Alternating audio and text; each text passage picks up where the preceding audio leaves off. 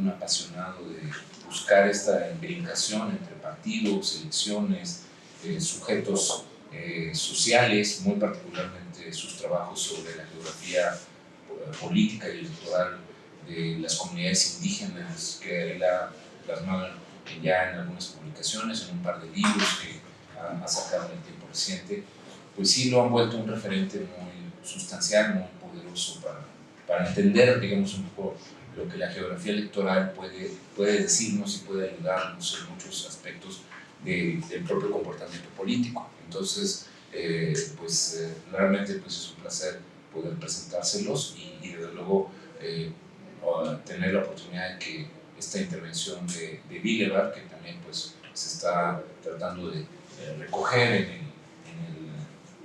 en los testimonios que se van a dejar de este seminario para que estén disponibles en la plataforma de la Sociedad Mexicana de Estudios Electorales, que desde luego que agradece a través mío por parte de la doctora Angélica Casarín, que es la presidenta del SOME, y desde luego por las entidades patrocinadoras de este primer seminario escuela sobre partidos políticos, que pues tenemos aquí el posgrado de Ciencias Políticas y Sociales de la UNAM, también encabezado por la doctora Rosa María Milonice, y desde luego también con la intervención de la UAM, ¿no? A través de la doctora Laura Arizar, del posgrado de Estudios Sociales, de la línea de procesos políticos, y también con el concurso de la Facultad de Ciencias Políticas y Sociales de la Universidad Autónoma de Querétaro, con la doctora Marcela Ávila Egueto.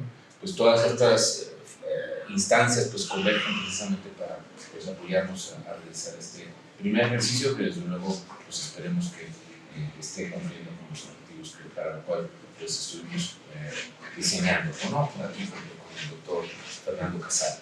Entonces, pues bueno, sin más preámbulo, los dejamos entonces aquí con el doctor Sonleiner y pues desde luego, sin lugar a dudas, pues va a ser una sesión muy provechosa y muy atractiva para pues, todos nosotros. Gracias. Pues yo quería empezar por agradecer y por felicitar a Víctor y a Fernando por la iniciativa. Y si bien entiendo, la idea es un poco contribuir a su formación metodológica, ¿no? Entonces, lo que yo preparé es, como digamos, está muy enfocado en la dimensión metodológica, pero no hay métodos en teoría, así que vamos a hablar un poquito de por qué. Lo voy a presentar como un enfoque teórico-metodológico y de por qué el espacio cuenta. Y para situarme un poco en el curso, pues rápidamente quisiera saber qué temas están trabajando para poder hacer puentes. Brevemente, y si pudieran pensar en por qué les puede interesar análisis espacial en un sentido amplio para ver si lo podemos vincular. No sé, Rosana, ¿qué tal? Buenos días. Hola, yo, el sistema de partidos, performance electorales y sistema electoral,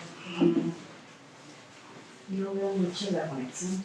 Pues la vamos a hacer explícita, hay una conexión clarísima, pero la vamos a no, tratar tal de vez estar. cuestiones de licitaciones, sistema electoral. Por ejemplo, eso es claramente una dimensión territorial. Totalmente. O que es la más elemental, pero sí es eso, totalmente. ¿Tú te llamas? Jimena.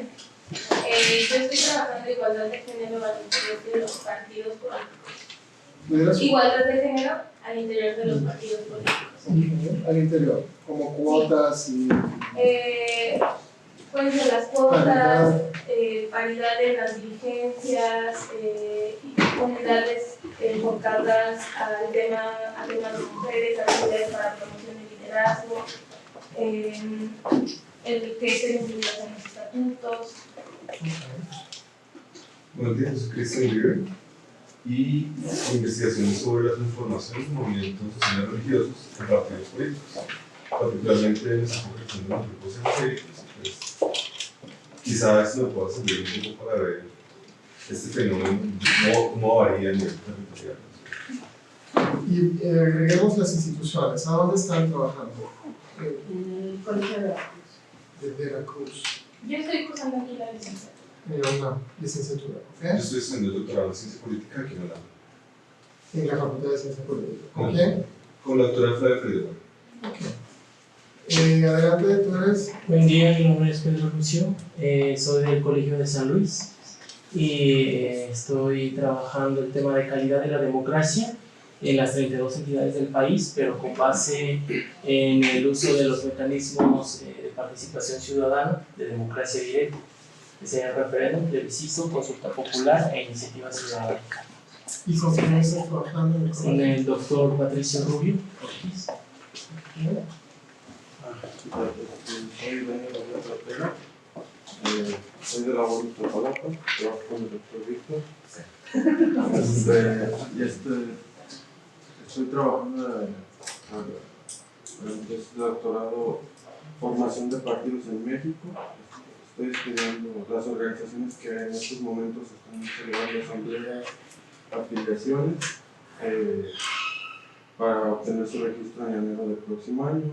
Obviamente esto me sirve a mí muchísimo porque voy a dar cuenta también de su desempeño electoral en 2021, la elección federal, que es como su prueba de fuego para ellos.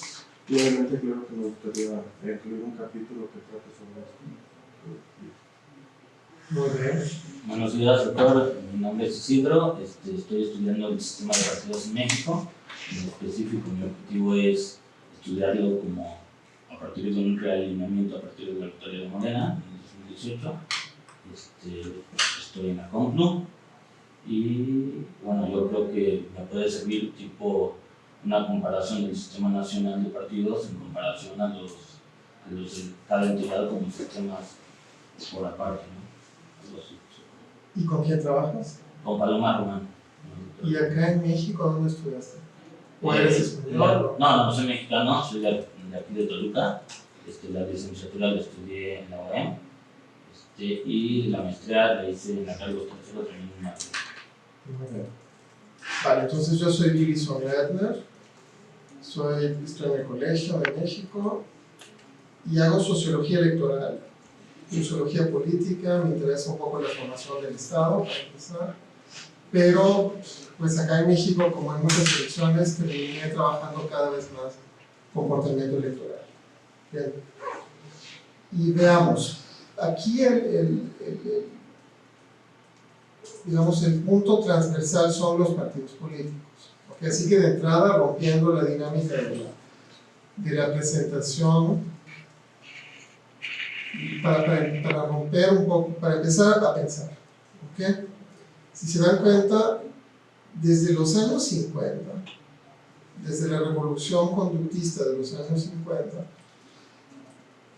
lo que ha pasado es que se le ha dado un énfasis casi exclusivo al nivel individual, como el nivel más fino en el que se genera y se produce el comportamiento electoral.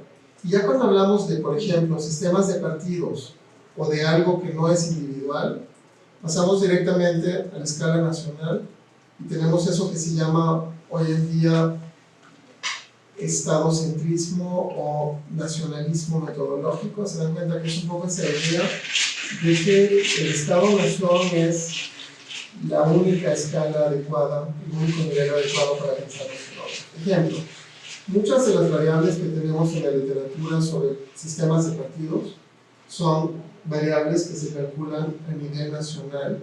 Luego hay perspectivas comparativas entre países, pero se dan cuenta, si lo piensan así, se borra el espacio de la reflexión.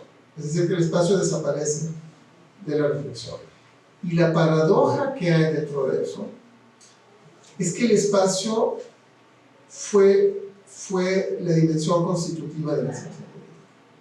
Que cuando empezó la ciencia política empezó con análisis espacial y territorial. Cuando no habían datos individuales. ¿Okay? Lo vamos a desarrollar más, pero eso es un poco la... Y la intuición de fondo que les quería transmitir se plasma un poco en esta cita de Michel Boussy, que es un geógrafo electoral francés. ¿Y qué nos dice Boussy? Nos dice que nos gusta pensar el voto como si fuera un acto personal, libre, individual, pero que si tomamos un poco de distancia, ¿okay?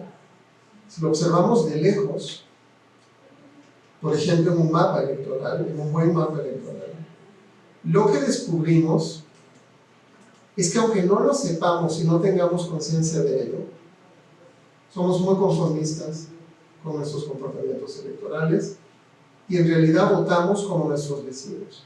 No sabemos cómo votan nuestros vecinos, pero hay algo que hace que votamos como nuestros vecinos. Y veamos, ¿qué pudiera ser eso que hace que votamos como nuestros vecinos?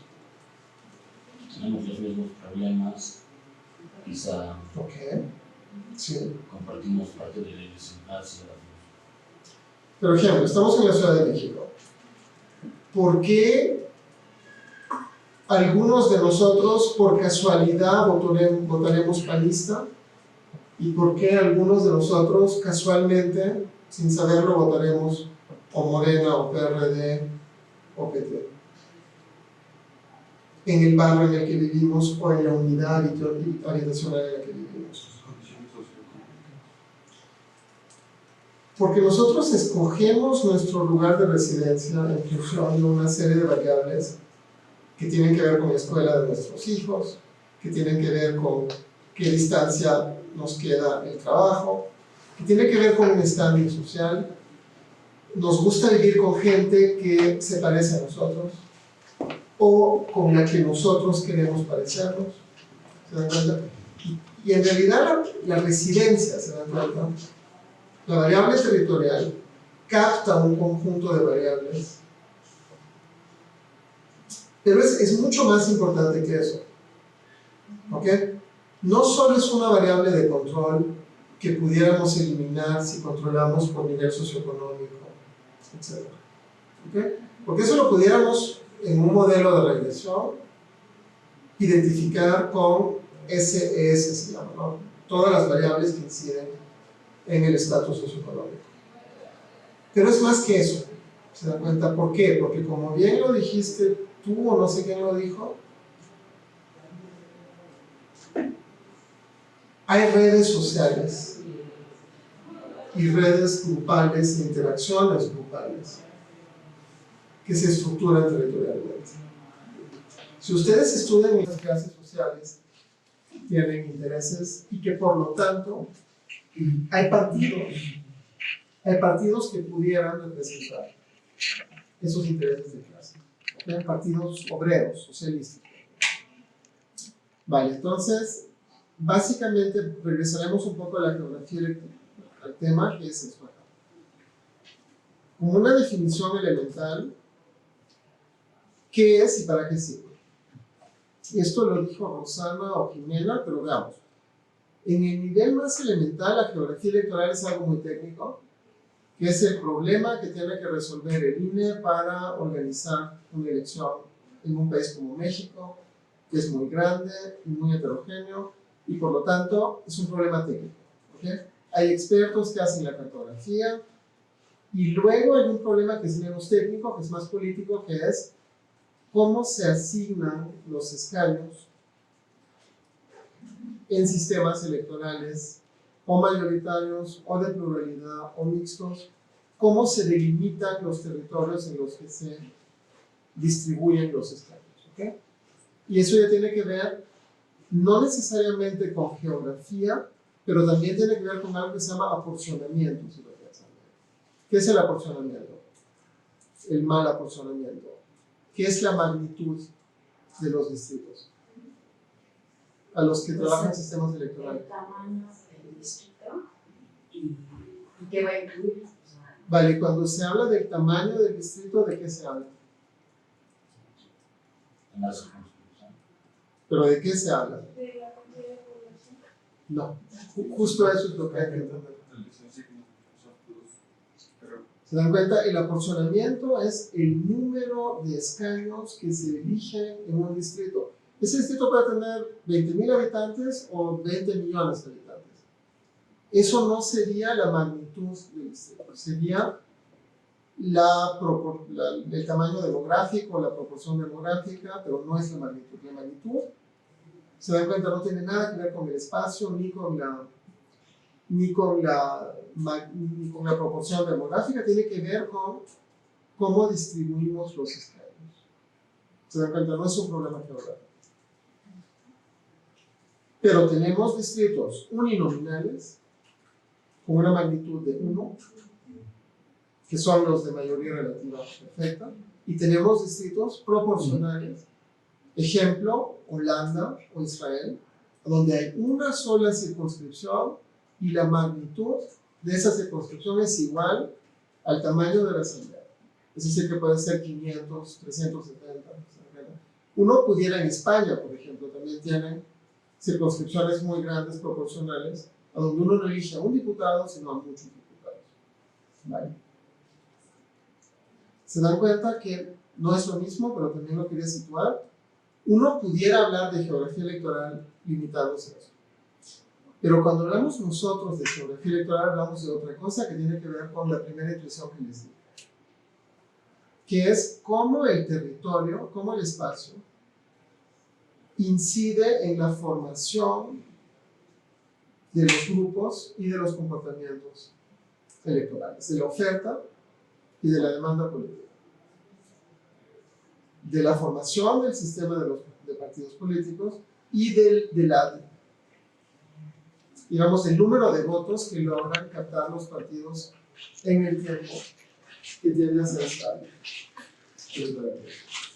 Hay una diferencia conceptual aquí también que hay que mencionar al principio. La diferencia entre territorio, o no la diferencia.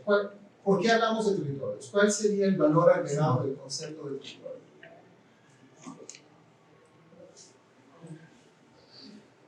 Pensemos, ¿por qué análisis territorial? ¿Por qué los territorios cuentan? ¿Qué es un territorio? Porque al hablar de territorio estás considerando ciertos elementos en común de la población de ese espacio físico. Totalmente. ¿Qué elementos? Educación, nivel de ingresos, etc. No necesariamente. O bueno, ¿Cuál es la clave del territorio? Piensen en lo que han leído de derecho constitucional o de teoría del Estado. ¿Cuál es la definición del Estado? Que tiene territorio, población y gobierno.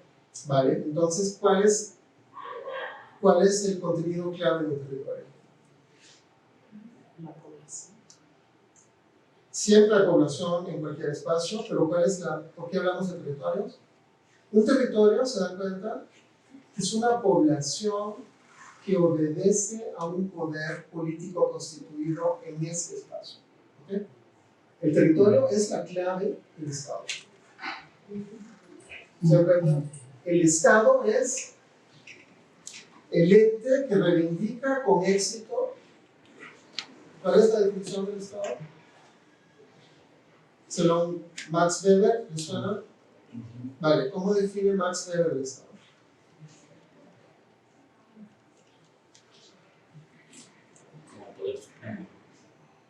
Pues textualmente. ¿Cómo lo dice textualmente? Es que es para eso que sirven estos cursos, para vincular todo eso. Para pensar. El que concentra el monopolio de la fuerza. Vale, pero vamos, en todas las definiciones del Estado, ¿cuáles son los elementos que citaron acá? Kelsen también, en cualquier definición del Estado es El que tiene el monopolio de la población. pues hay una población, hay un territorio y hay un poder político. ¿Se dan cuenta? En este caso es el gobierno. Hay un gobierno centralizado. ¿Okay? Lo que dice Weber es que lo más importante, la característica fundamental de la política que es el ejercicio de la violencia. Por lo tanto dice, el Estado es el ente que reivindica con éxito el monopolio legítimo del ejercicio de la violencia.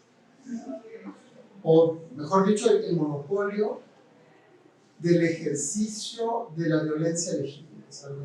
No significa que es el único ente que ejerce la violencia, pero es el único ente que puede hacerlo legítimamente y por lo menos es lo que reivindica. El territorio es fundamental, ¿se da cuenta? Porque el territorio es lo que permite captar la geografía y la distribución espacial de la población. Entonces, la geografía es fundamental para hablar de política en una dimensión especial. ¿Okay? No sé si esto va a servir, pero creo que sí. Entonces, básicamente, lo que hace la geografía política y la geografía humana y la geografía electoral es pensar en cómo el espacio, que el espacio, vamos a ver que son muchas cosas. El espacio tiene que ver con distancias, pero también tiene que ver con contingencia y con vecindad, tiene que ver con grupos sociales, tiene que ver con contactos que no necesariamente... Veamos, un buen ejemplo para cuestionar un poco eso. Ustedes pueden estar conectados en Facebook y en Facebook ustedes pueden tener una cercanía con amigos que están en España o en China o en la Ciudad de México. Pero se dan cuenta, la pregunta es a dónde conocieron a sus amigos. También. ¿Y cómo se superpone todo eso?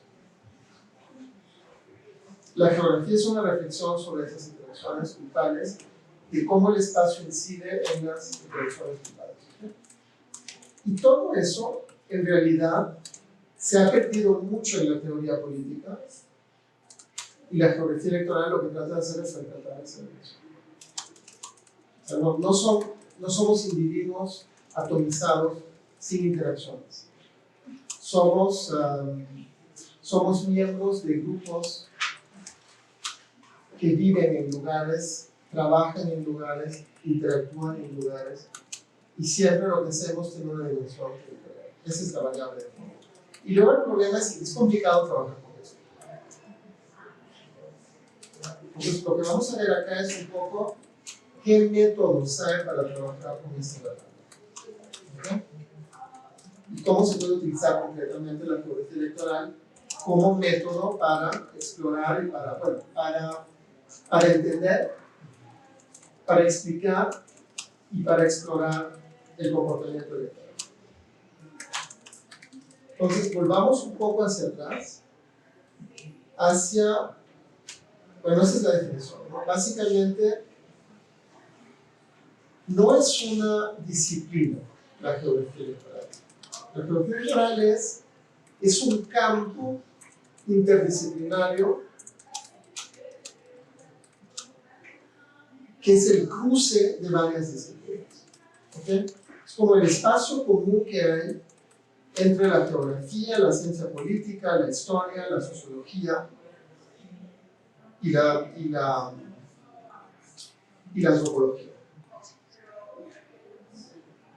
Es decir, que uno puede tener enfoques antropológicos, sociológicos, politológicos, geográficos e históricos de la geografía electoral. Esto es importante. En función de qué disciplina se mira, uno va a poner un énfasis distinto. Y también por eso el problema es que hay mucha confusión con respecto al concepto, porque no hay una geografía electoral.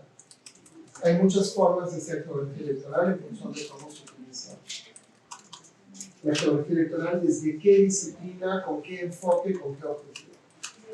Pero ¿qué es lo común?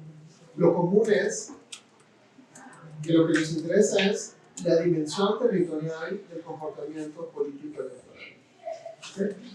Tanto desde la oferta como desde la demanda política.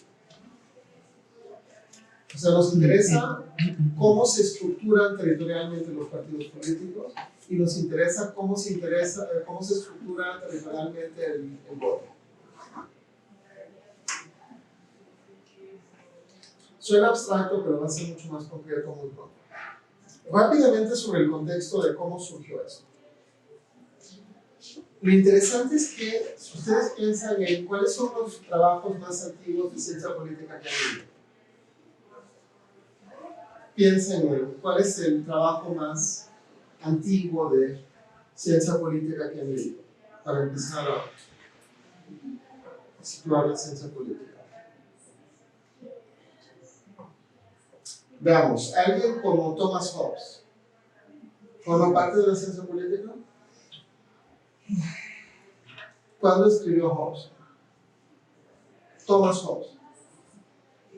No el enano de una película. ¿Ustedes creen que Marx forma parte de la ciencia política? Aquí hay muchas representaciones de Marx. Creo que deberían de estar familiarizados. Ese tipo con barba. Marx sí, Hobbes no creo. Hobbes es más filosofía política. No utiliza categorías de análisis, pero Esa es la reflexión que quería suscitar. ¿La filosofía política forma parte de la ciencia política? Por supuesto que sí. Pero es filosofía política, ¿se dan cuenta? Es una vertiente de la ciencia política. Entonces, depende, ¿no? Todo depende. Pues sí, si nos referimos a las ideas, no solamente Hobbes forma parte de la ciencia política, Aristóteles forma parte de la ciencia política, Platón forma parte de la ciencia política, y ahora que estuvimos con Philippe Petit ahí en una conferencia, está claro que lo que los griegos pensaban es relevante para pensar la democracia.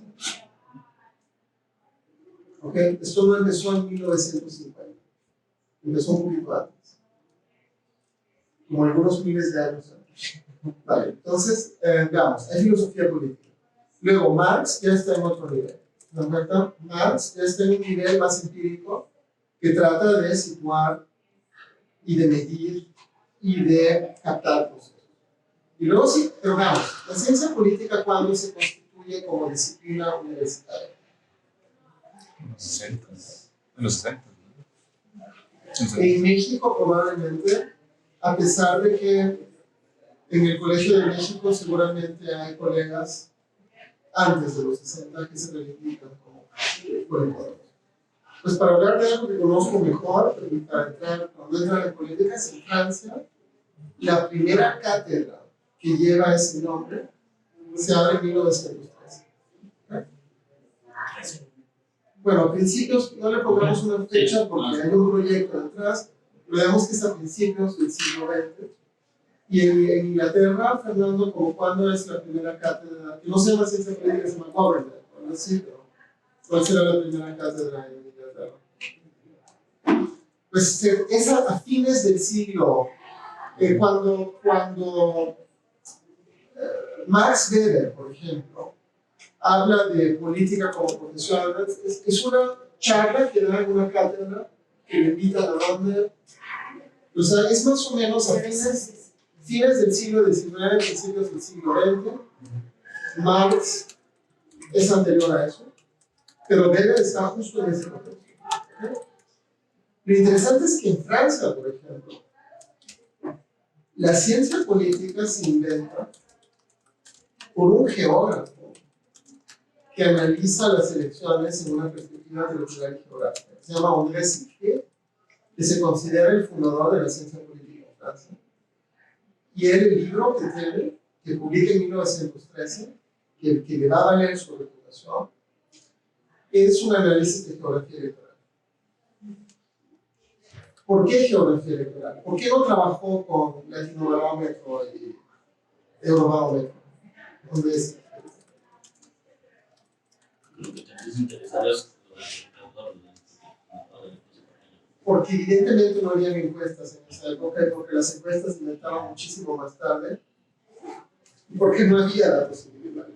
Entonces, como no había datos individuales, lo único que había eran datos colectivos agregados. ¿Okay? Lo interesante es que en los 50, y si lo vemos, la historia es un poco esto acá, ¿qué?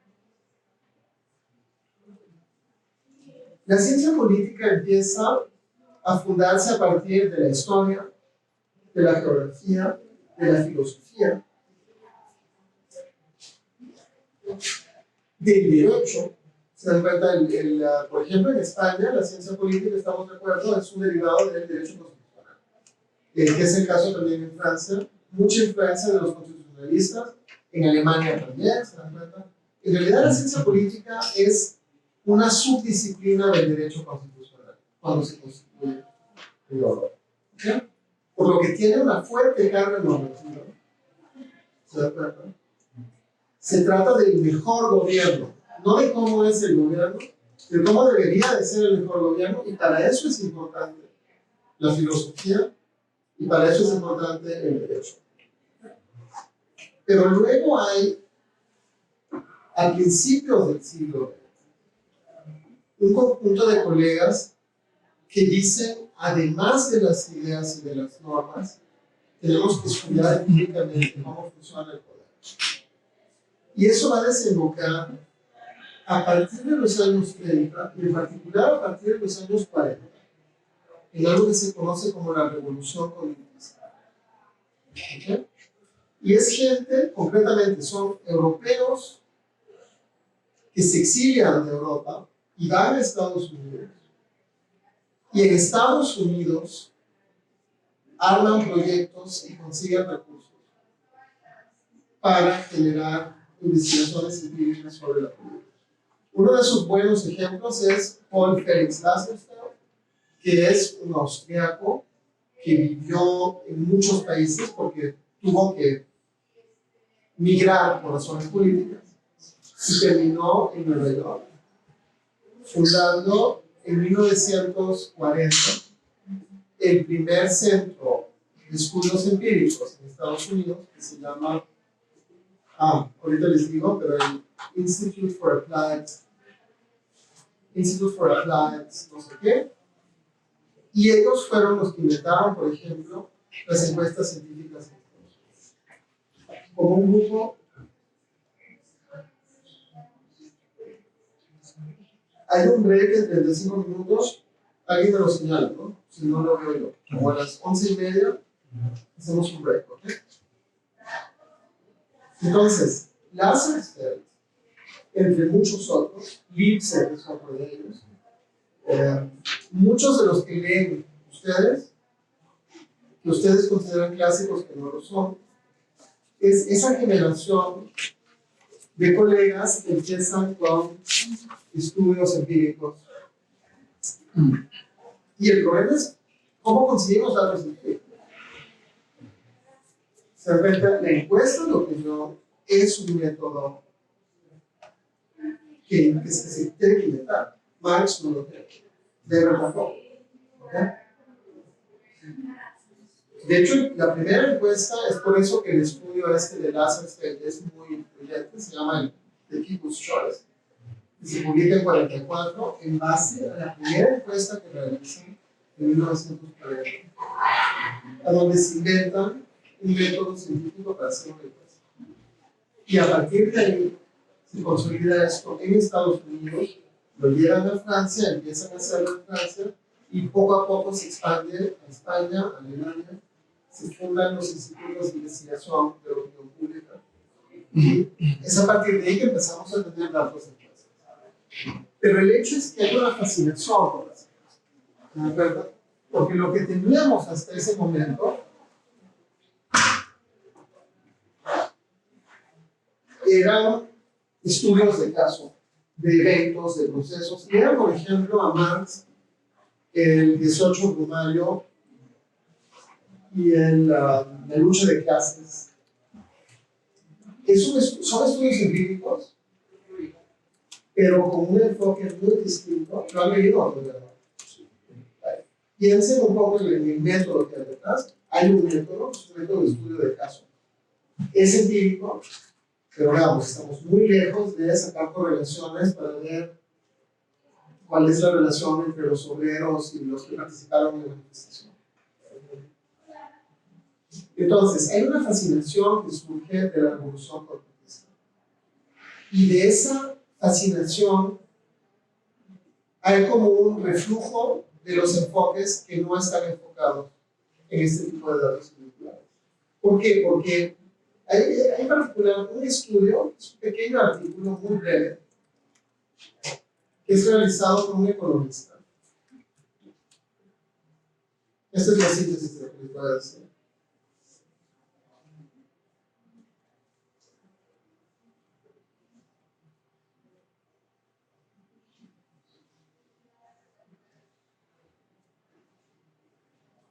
¿Qué es eso de la falacia económica? ¿Se dan cuenta? Hay un economista,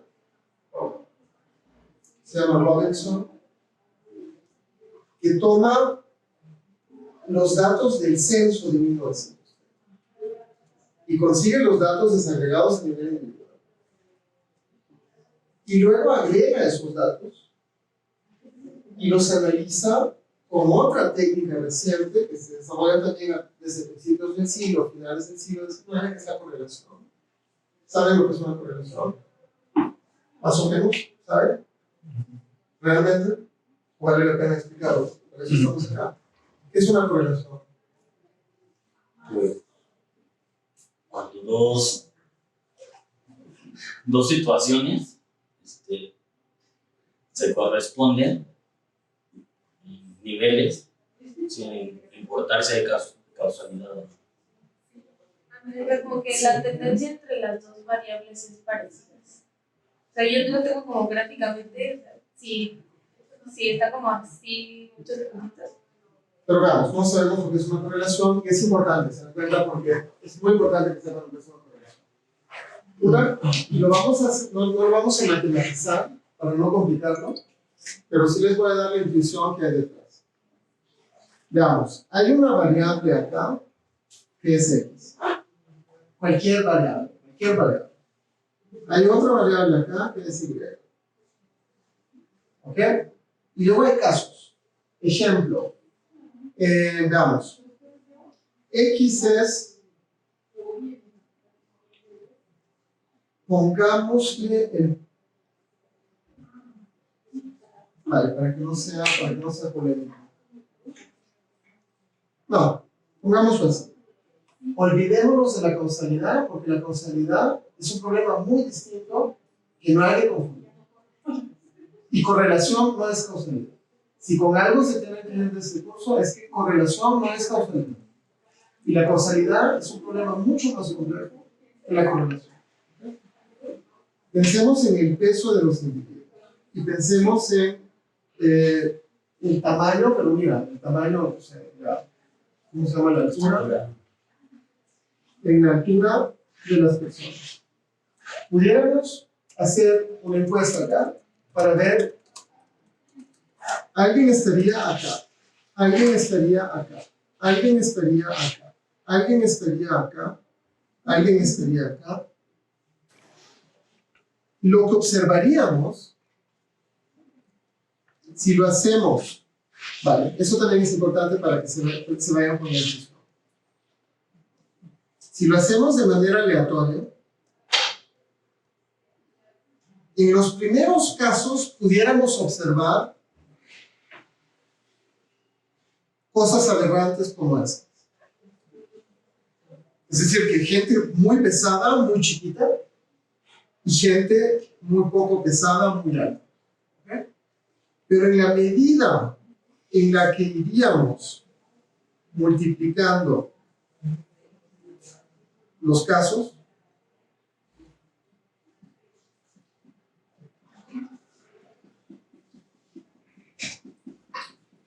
lo que terminaríamos encontrando es que la distribución de esos casos terminaría siendo más o menos así. ¿Y esto qué significa? Veamos, para tratar de generar la intuición que hay detrás de eso, sin explicarse. ¿Qué hay? ¿Tendencia? Que hay una tendencia que luego, si hacemos una regresión, se puede aproximar a través de una línea de regresión que puede ser una recta, también puede ser una curva. Pero básicamente lo que vamos a encontrar es que hay una relación, hay una correlación entre a mayor peso, mayor altura. Lo que significa es que si una variable incrementa en X, incrementa la probabilidad de que también incremente acá. Esto sería el caso de la altura y del peso, que sería una correlación positiva. Esto se puede matematizar. Y cuando uno lo matematiza, y les voy a dar una intuición todavía mejor de esto, es que uno pudiera decir, vamos a sacar el promedio. ¿Ok? El promedio del peso está acá. Y el promedio de la altura está acá. Entonces ahorita vamos a tomar este punto que es x1. De esto podemos establecer la distancia que hay entre x y el promedio y la distancia que hay entre x y el promedio. ¿Ok? Vean este punto. Este punto está muy lejos del promedio y este punto está muy lejos de este promedio y es negativo. Aquí es positivo, hay mucho más acá y aquí hay mucho menos. Aquí esto acá es, hay mucho más y aquí hay un poquito más. ¿Okay? Acá hay mucho más y mucho más. Aquí hay mucho menos y mucho menos. Está muy lejos. ¿Ok?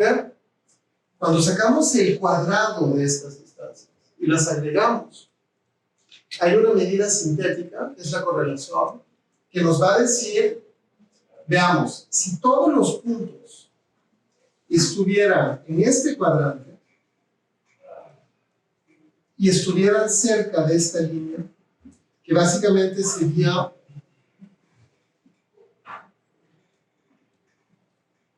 algo que se parecería a esto. Básicamente no hay ningún punto acá y no hay ningún punto acá y todos los puntos se distribuyen acá. ¿Qué es lo que pasa con este punto? Este punto va a generar una contradicción en la correlación. ¿Se dan cuenta? Si tenemos a nivel minus, no, si minus plus, pongámoslo todavía más simple.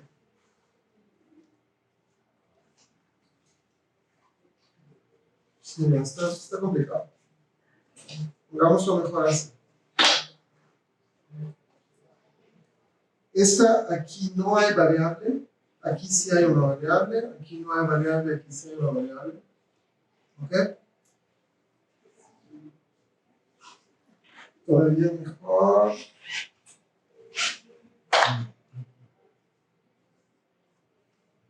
¿Okay? Si todos los puntos están acá y acá, se dan cuenta, todo va a ser o negativo, negativo o positivo, positivo. Pero en cuanto haya un punto así, muy fuerte, esto va a empezar a debilitar la relación. Y los puntos acá también. ¿Se dan cuenta? Un punto acá va a debilitar fuertemente esta relación, como un punto acá. Un punto acá lo va a debilitar un poquito. O acá. Entonces la correlación es una medida sintética que simplemente les permite establecer el nivel de asociación estadística que hay entre dos variables. Para decir, si incrementa el peso, incrementa la altura en promedio. No sabemos por qué, no es causal, no significa que si comes mucho y te vuelves gordo vas a ser más grande. ¿Ok? Significa que hay una relación, una correlación entre el peso y la altura. No hay causalidad. Eso es muy importante porque sería grave caer en esa trampa. Entonces lo que él ve es que cuando uno analiza las 9 regiones, ¿se dan cuenta? Las 9 regiones geográficas que corresponderían a grandes regiones en México, como el Bajío, el sureste, el occidente, hay una correlación impresionante entre las tasas de analfabetismo y las tasas de afroamericanos. Es decir, que en las regiones en las que hay más afroamericanos, hay más analfabetos. Y es una relación casi perfecta. Básicamente los 9 puntos se distribuyen todos acá y están relativamente cerca de una línea imaginaria de relación. ¿Ok? Las 9 entidades. Sin embargo, cuando él lo hace con los 48 estados, que es el equivalente de los 32 estados en México, ya hay estados que empiezan a salirse y a cuestionar la relación, y por lo tanto la correlación baja a esto que es mucho más débil.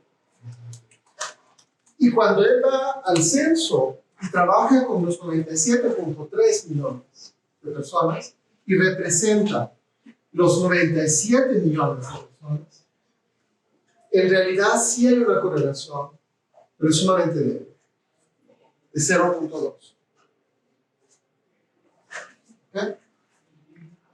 Entonces, lo que ese economista en 1950 deduce de eso es, ojo, nos podemos ir con la tinta de que hay una equivalencia prácticamente perfecta entre el analfabetismo y el color de la piel.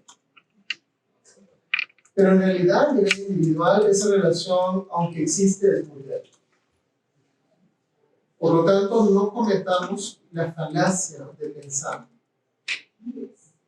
que, por ejemplo, todos los afroamericanos son analfabetos.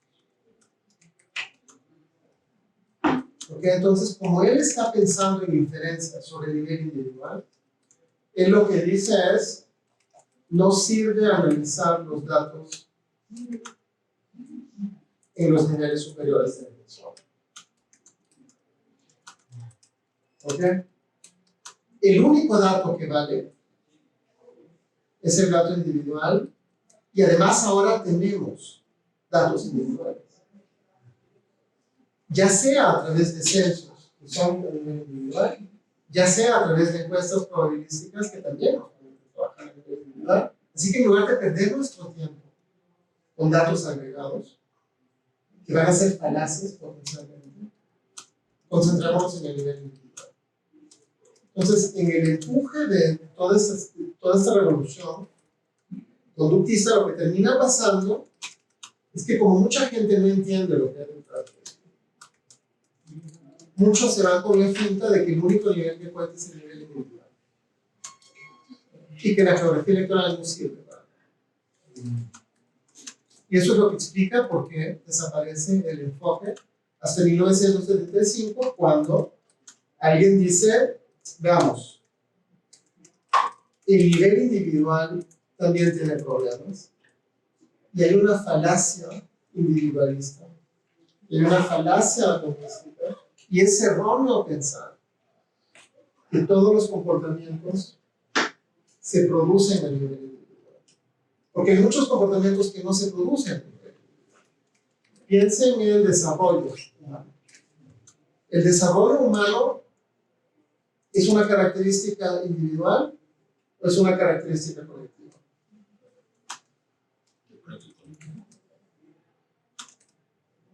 Totalmente, por eso pongo la pregunta. ¿Se dan cuenta? Nueva York.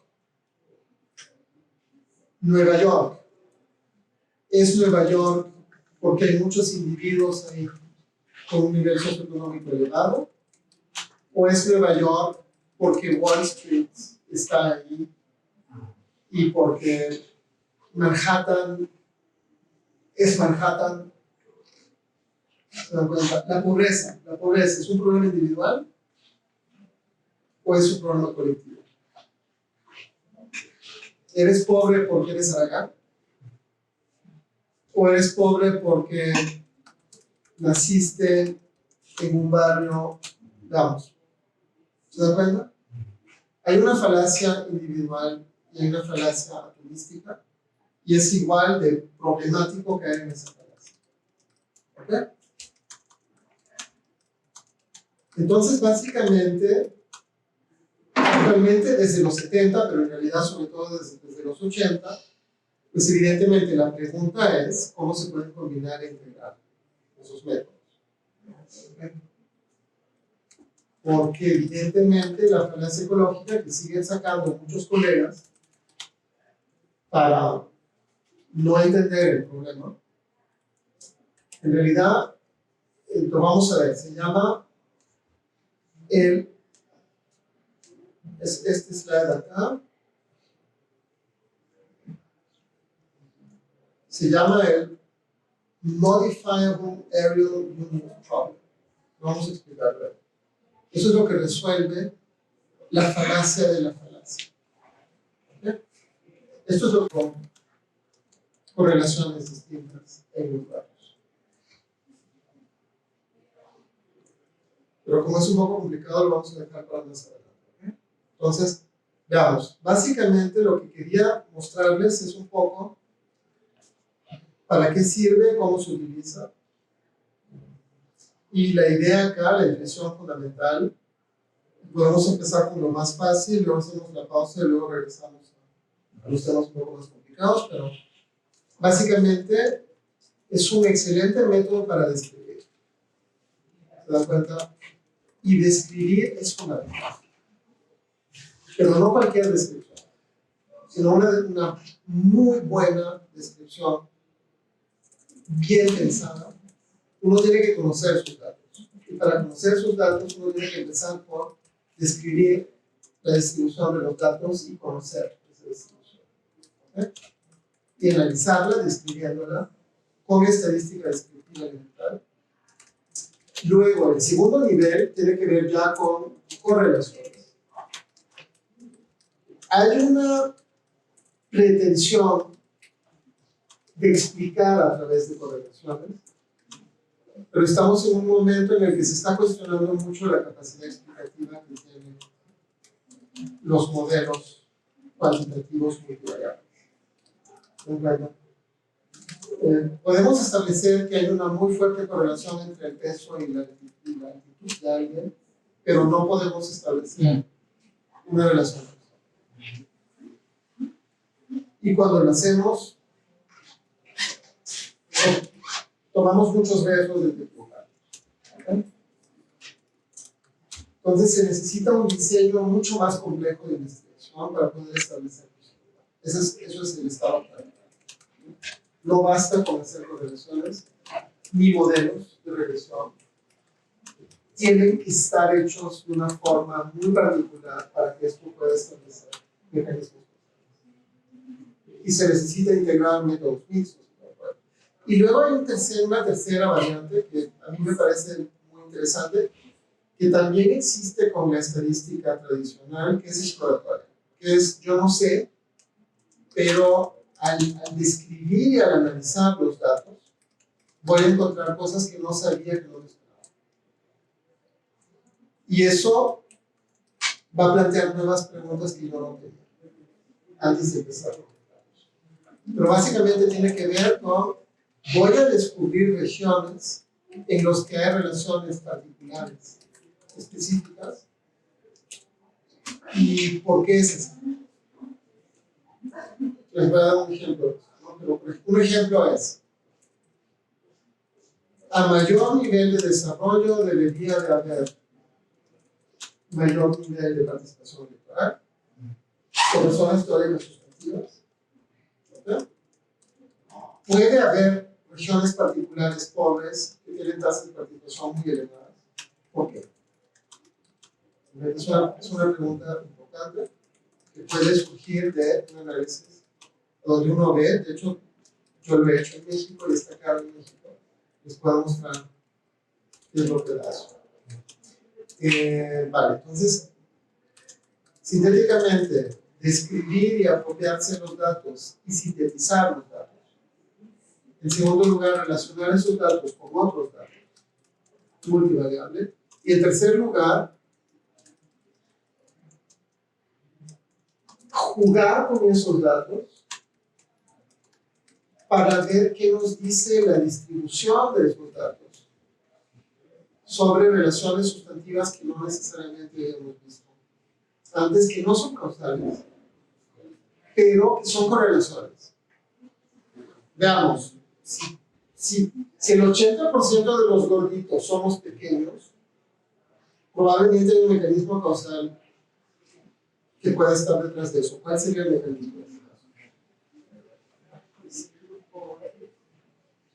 No, yo diría que es el funcionamiento del cuerpo humano. Pues, si tú eres, o sea, ¿cómo funciona tu cuerpo? Así funciona. Si eres muy grande, vas a necesitar más comida, vas a necesitar una mayor masa corporal, y si eres más pequeño, podrás vivir con menos peso. El mecanismo causal es todo el organismo, ¿no? Sería muy tonto reducir la complejidad del mecanismo causal a una correlación entre peso y altura, que son en realidad dos variables dependientes que dependen de la complejidad del organismo. Si lo que nos interesa es el organismo. Si somos médicos y queremos entender algo sobre el organismo, biólogos, sería muy pobre reducir el cuerpo a 50 variables medibles para establecer correlaciones. Y sería mucho más adecuado tener un médico que sabe un poco del organismo, ¿no? Y que nos puede permitir interpretar cómo va a reaccionar ese organismo a un medicamento. ¿Ok? Porque ese es el problema que tenemos en las ciencias sociales, ¿no? Lo que nos interesa son procesos tan complejos como un organismo viviente. ¿Okay? Y los estamos estudiando a través de indicadores tan burdos como el peso y la altura. ¿Se entiende esto? Una revolución, por ejemplo. Una revolución es un proceso sumamente complejo. Una elección es un proceso sumamente complejo. Y lo estamos analizando a través de te cae bien o mal Peña Nieto, piensas votar por el PAN o por el PRI, entonces, pero en realidad el proceso que hay detrás es mucho más complejo. ¿Okay? Entonces, digamos, lo que quería hacer luego, que puede ser la segunda parte, es el aporte fundamental de un mapa es que un mapa permite sintetizar información. ¿Okay? El problema es que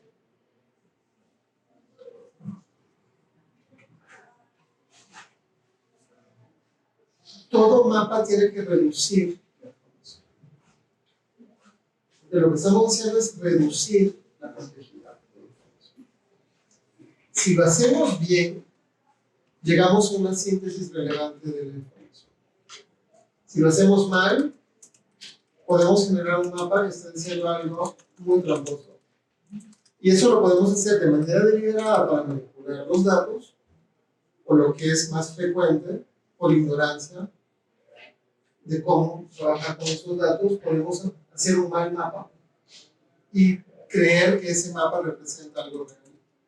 E irnos con una finta y mal interpretar esos datos. Entonces, el problema de fondo es cómo hacer mal mapa. Y eso implica reflexionar sobre los sesgos que tienen los mapas. ¿Okay?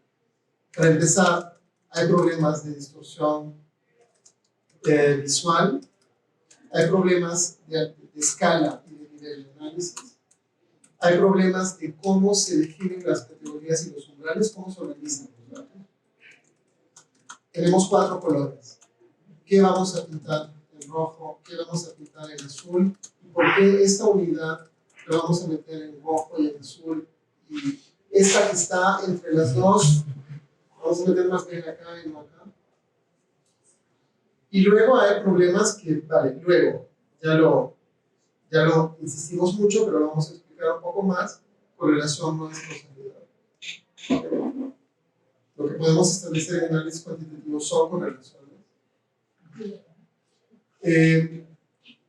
Y luego está el problema de un tipo de correlación particular que se llama autocorrelación espacial. Entonces, en realidad hay fenómenos muy interesantes que tienen que ver con 3 conceptos distintos que son dependencia, autocorrelación y heterogeneidad espacial.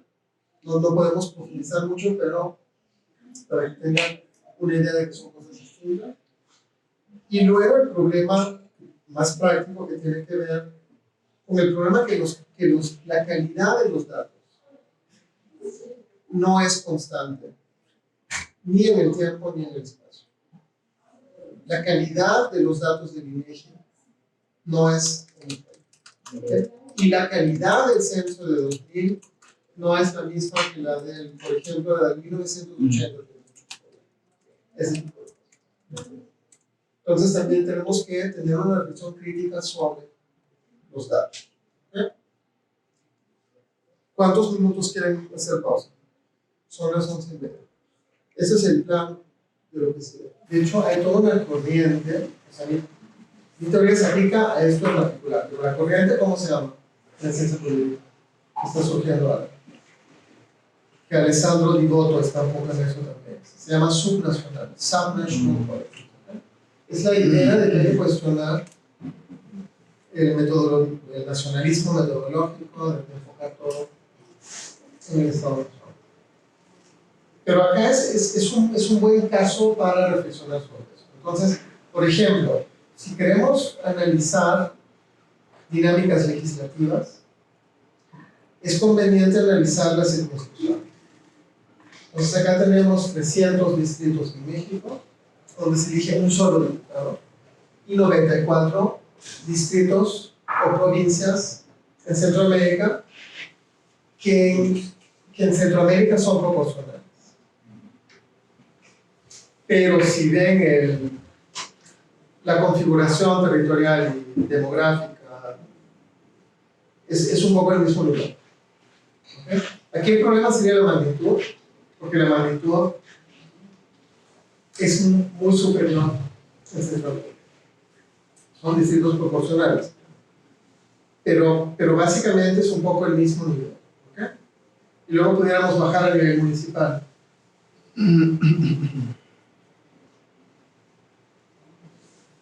Entonces veamos, ¿cuál es el mejor nivel?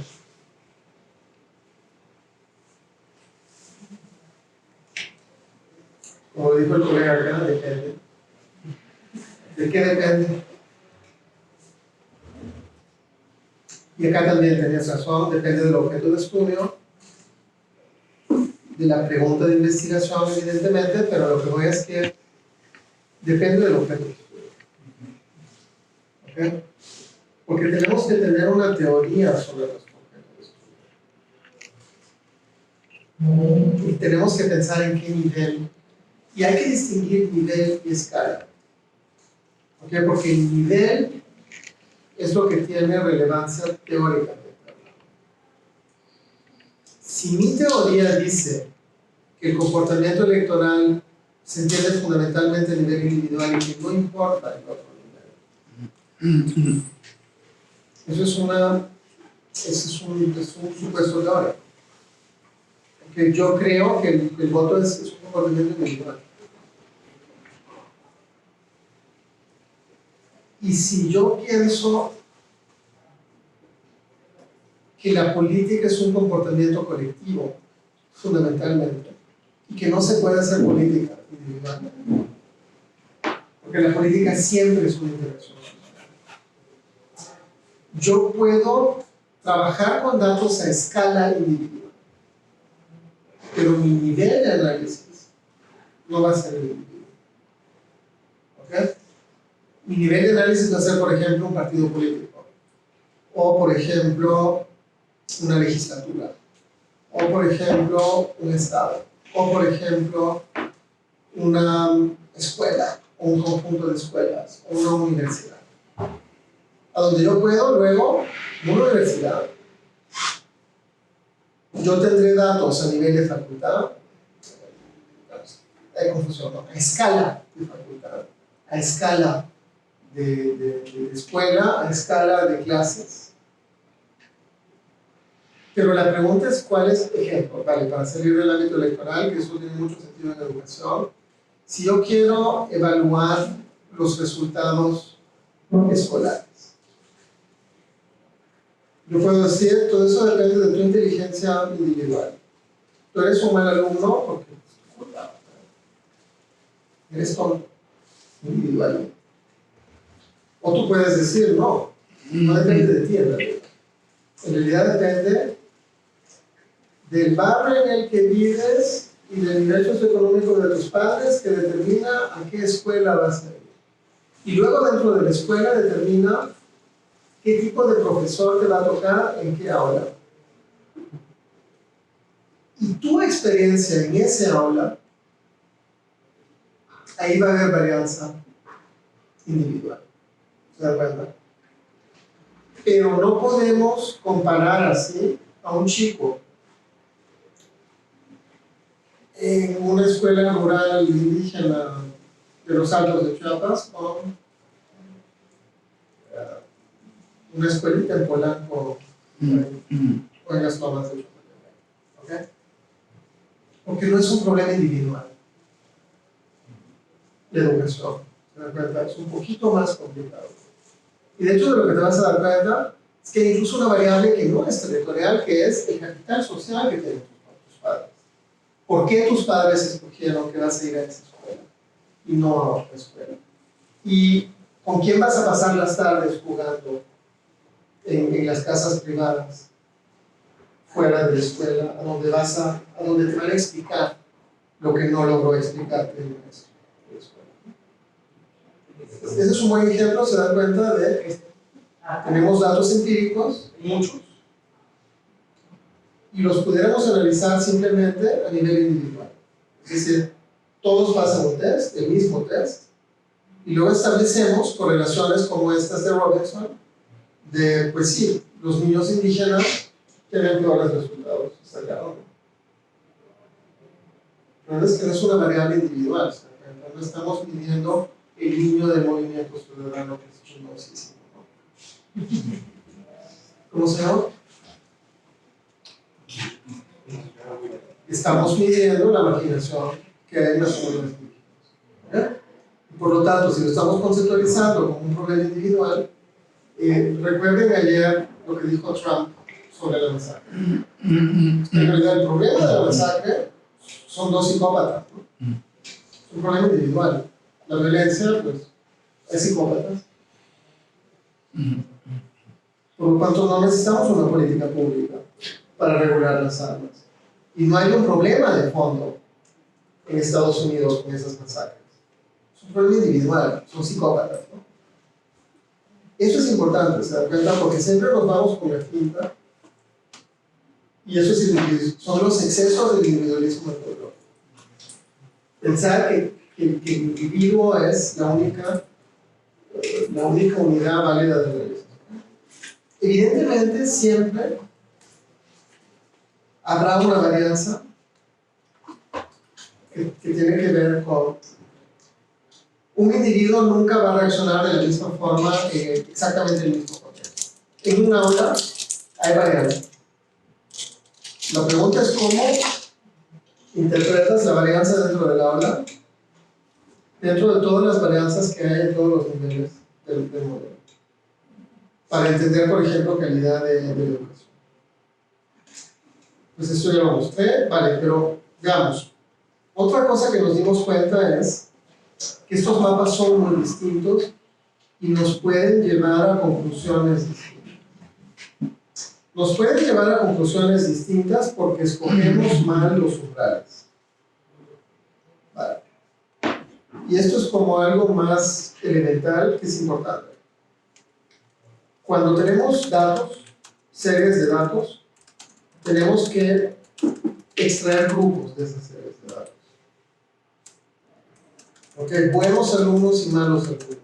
Y alumnos más o menos buenos, y alumnos medianos, y excelentes alumnos, y alumnos muy, muy malos. ¿Ok? ¿Qué criterios hay para hacer esa clasificación? Entonces, veamos. Hay más criterios, pero estos son como criterios que son útiles para hacer mapas. El criterio más común, ¿cuál sería? ¿Los cuáles? Los cuantiles. No. Porque, porque no, ¿qué son cuantiles? Explícame lo que es un cuantile. Vale, así que digamos que no se le va a tener que regresar, porque si tú no sabes lo que es un cuantile, hay mucha gente que no sabe lo que es un cuantile. ¿Qué es lo que haría la gente por lo general? Para hacer una nota. Diría, no, yo creo que es 5%, 10%, 15%, 20%. ¿Ok? ¿Por qué? No lo sé. Pero suena bien 5%, 10%, porque es un poco lógico, ¿no? ¿Se dan cuenta? Esto sería la lógica pretty. ¿Ok? Yo lo que quiero saber es a dónde están los partidos que tienen más de 5% del voto. ¿Por qué 5%? No sé, porque es 5%, ¿no? Y no 4.8 o 3.2, 5. Porque es bonito. Es un poco por eso se dice pretty, ¿verdad? Porque es bonito. Es un mal criterio, porque efectivamente depende de la distribución de los datos, ¿verdad? Y de lo que uno quiere mostrar. Pero eso es lo que uno ve en la prensa. Eso es lo que hacen los periodistas que utilizan mapas, que básicamente definen intervalos así con criterios que parecen lógicos, ¿no? Sin saber cómo se distribuyen los datos. Ese es el problema. Si los datos se distribuyen de una forma normal, estas decisiones son menos estratégicas. Pero si los datos no tienen una distribución normal, evidentemente estos datos, estas decisiones son estratégicas. Entonces, la otra cosa es intervalos iguales. Pues vamos de 0 a 100, creemos dos categorías, ponemos 50% para que sea bonito también, ¿no? Para que no sea 45.4, sino que 50% es mitad y mitad, ¿no? Pero además es constante, realmente es 50-50. Hagamos 4 categorías, 25, 0, 25, 50, 25, o 33, 66. La ventaja de esto es que intuitivamente tenemos la impresión que es constante. ¿Ok? Cuando aplicamos esa intuición de que es constante al número de unidades, llegamos a los cuantiles. ¿Qué son los cuantiles? Pensemos un poco. Vale, lo que es más común, por ejemplo, son los cuartiles. Los cuartiles son un tipo particular de cuantiles. ¿Qué son cuartiles? Divide la población en 4 grupos. Excelente, solo que no es la población, sino En la que muestra. La muestra. Los datos. el número de unidades. ¿Te das cuenta? Y aquí está la diferencia entre los intervalos iguales y los cuantiles. O sea, tú no vas de 0 a 100, sino que tú tienes 100 unidades. O pongámoslo de otra forma para que sea correcto. Tú tienes 200 unidades. Entonces, lo que a ti te interesa, cuando la distribución no es perfectamente normal, ¿qué es lo que pasa? No han tomado ningún curso de estadística, por ejemplo, ¿no? ¿O sí? Sí. En ese caso sí deberían de saber. Hay una diferencia entre el promedio y la mediana, y hay un sesgo, y eso es lo que permite evaluar como una variable elemental de... Es un test para saber si hay una distribución más o menos normal o no. ¿Okay? Ejemplos de algo que no es normal, que siempre se cita. El salario, ¿se dan cuenta? Si tenemos muy poca gente que gana mucho dinero y mucha gente que no gana dinero y tomamos el promedio, podemos decir que el promedio de los mexicanos están muy bien. Pero si Carlos Slim es el que se lleva toda la tajada, entonces, por lo tanto, ¿qué se utiliza para el ingreso? ¿El promedio o la mediana? La mediana, porque lo que nos interesa es saber cuántos pesos gana el 50% de los hogares mexicanos, no el mexicano. Esa misma dinámica son los cuartiles. Entonces, si uno lo divide en 4 son cuartiles, si uno lo divide en 5 son quintiles, si uno lo divide en 100 son centiles. ¿Okay? Entonces, eso ya es más útil porque básicamente uno lo que está diciendo es tú tienes 2.400 municipios. Esos 2.400 municipios, distribuirlos de manera tal que de manera aproximada haya un número equivalente de municipios en cada una de las categorías, en función de cómo lo respondan. Entonces, eso nos evita caer en la trampa del promedio. ¿Ok? Porque nos da automáticamente la mediana y lo que se llama luego rango intercuartil, es decir, la mediana, 25 para acá, 25 para acá, los 50% que están más cercanos y los 25 que están acá y los 25 que están acá. Esos son cuartiles. Pero no son extremos. Pudiéramos, por ejemplo, identificar extremos con 5 centiles o 10 centiles, que serían 10% de la subida, 5% de la subida, que serían los outliers, los casos extremos. Uno puede combinar cuartiles o quintiles con centiles, que se hace mucho. Es decir, tomemos, por ejemplo, la mediana y luego la mediana más un cuartil acá, la mediana más un cuartil acá, y luego 15 centiles para acá, 15 centiles para acá y 10 centiles en el extremo, o 5 centiles en el extremo y 20 centiles acá, para tener los 5 más extremos, los 5 más extremos, y luego ver aproximado, o sea, asumiendo que no tiene que ser normal. De hecho, esta distribución que ven ahí no es normal.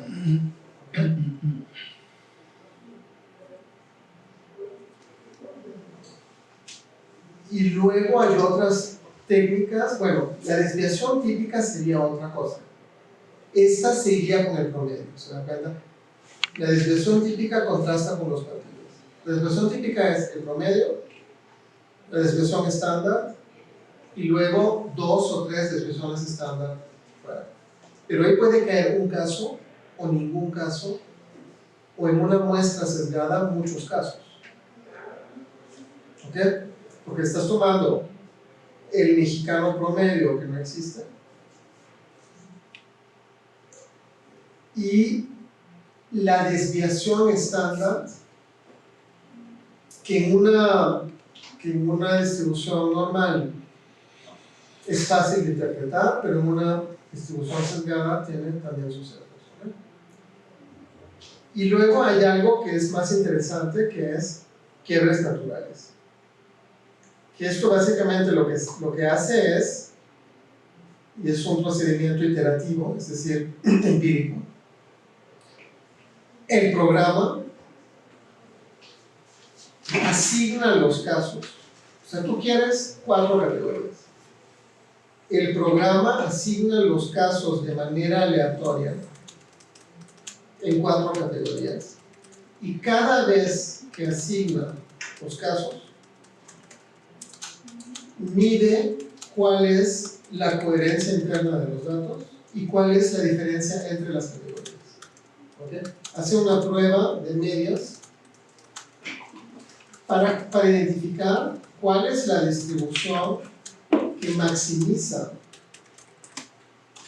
la varianza entre categorías y que minimiza la varianza dentro de las categorías. Es decir, lo que hace el logaritmo es que identifica al grupo de mejores alumnos que se diferencian claramente del próximo segmento de alumnos.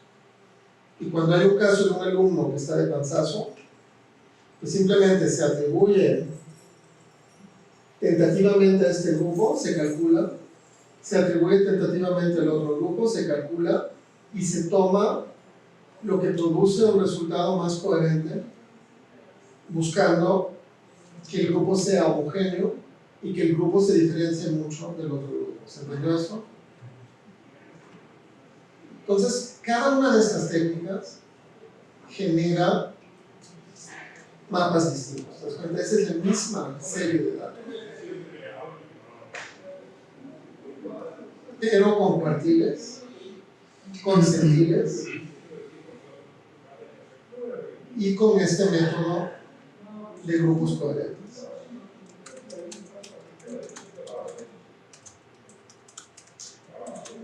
Pensemos un poco en las diferencias que hay entre los mapas. Veamos los mapas.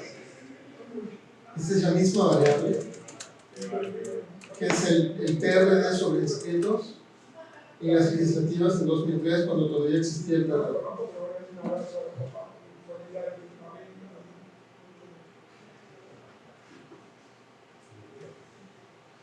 ¿Qué vemos en el primer mapa?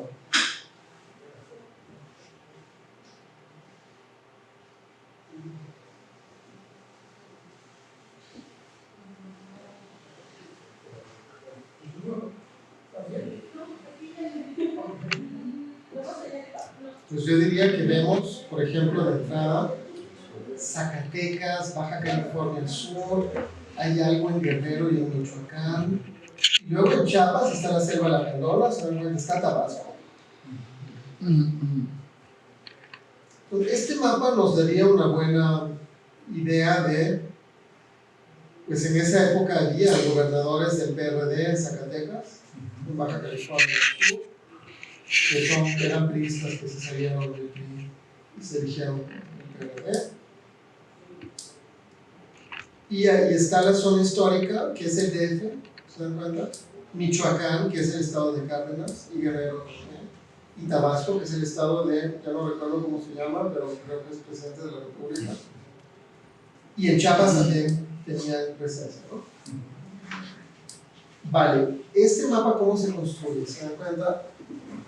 Este mapa se construye con una dinámica de cuartiles.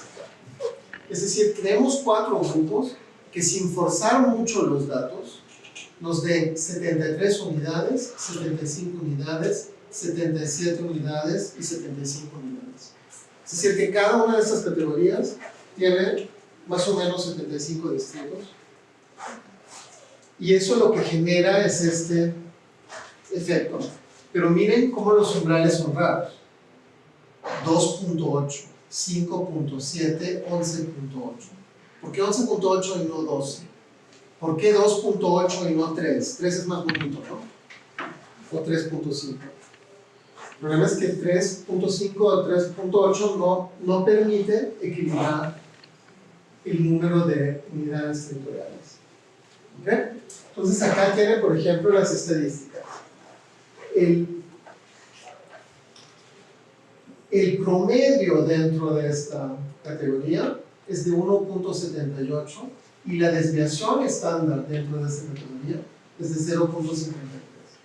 Que esto sirve un poco para evaluar la calidad de la evaluación, ¿okay? De los mapas. El otro tiene esta lógica de, yo lo que quiero saber es a dónde no tiene absolutamente ninguna presencia y dónde están sus ultra bastones. ¿Okay? Entonces ahí lo que vamos a hacer es que queremos los 15, 16 distritos con los valores más altos y más bajos. Es decir, el centil 0.5 y el centil 95.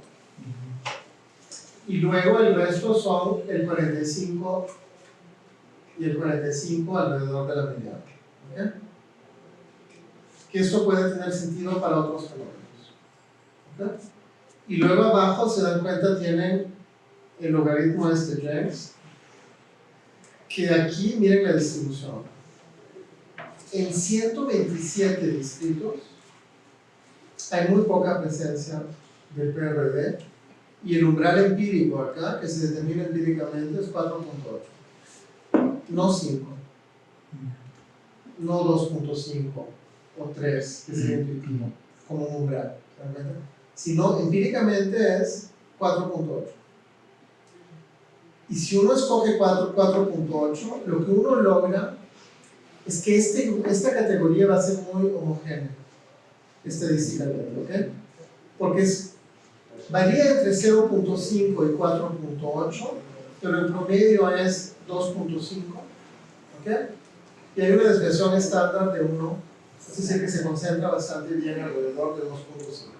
Es decir, que la mayor parte de los casos caen entre 1.5 y 2.5 y 3.5 de los casos, ¿ok? Y luego, pues, 9.5, 15.7. O sea, hay otro grupo extremo a donde saca más de 15.7, que son 47 distritos, a donde en promedio saca 19%, con una desviación muy baja de 1.76. Es decir, que ahí saca en realidad alrededor de 20%, pero varía entre 15, que es la región indígena de Guerrero. Pero miren, ¿qué es esto acá? Esta es una región que atraviesa el Estado de México, Guerrero y Michoacán. ¿Cómo se llama? Tierra caliente. Eso es Tierra Caliente. Eso es Ayotzinapa y todo el mundo. Es decir, que ahí hay una dinámica que no es un problema de Michoacán, ni un problema de Guerrero, ni un problema del Estado de México. Es una región que está dividida en 3 estados, pero que es la misma región, a donde hay liderazgos periodistas vinculados que revelan una dinámica que no sería detectable de otra forma si no es a través de un análisis espacial, y que además, si se dan cuenta, no aparece acá y tampoco aparece acá, porque acá nos vamos con, pues sí, el PRD es fuerte en Guerrero, en el DF, en Michoacán, luego van a Zacatecas, Baja California, se dan cuenta, pero no en esta escala analítica. Esta escala analítica detecta que hay tierra caliente. ¿Okay? Es un buen ejemplo de con cuál mapa escogerían acá ustedes.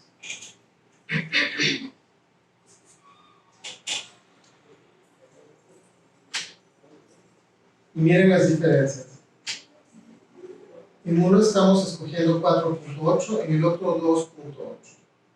Luego seguimos a 9.5, 5.0. Luego a 15 o 11.8. Si comparan sobre todo el primero y el tercero.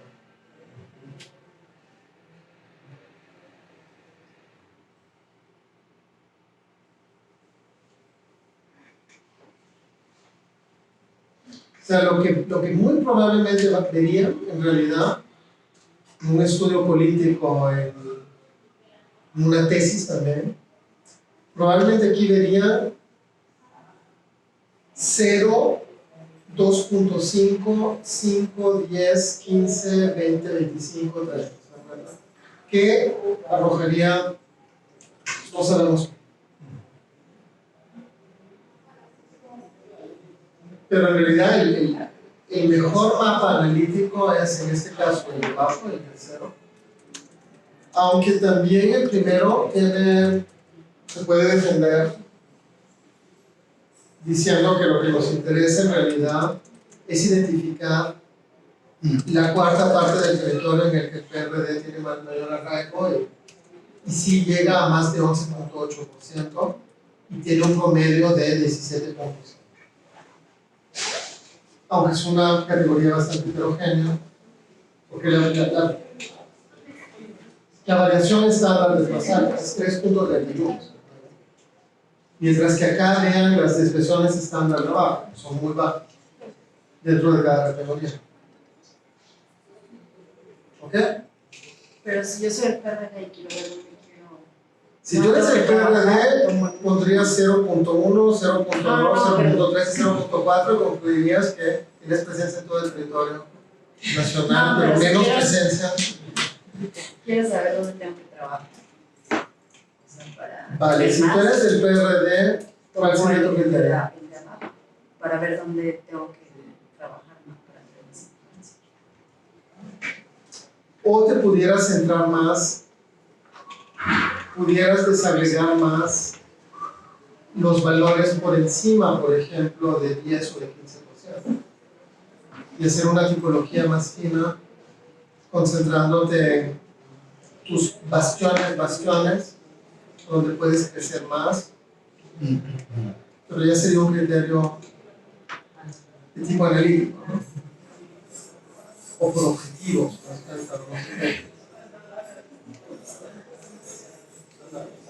claro, pero sí, o sea, efectivamente, cuando quieres comunicar sobre eso, Bueno, si quiero comunicar, primero, ¿no? el primero es mejor que para comunicar que el... No, mira, Estoy en todos lados. o sea, para comunicar. Si quieres hacer propaganda, o sea, puedes construir cualquier mapa, pero lo que pasa es que... No, si yo PRD quiero decir que tengo presencia en todo el país.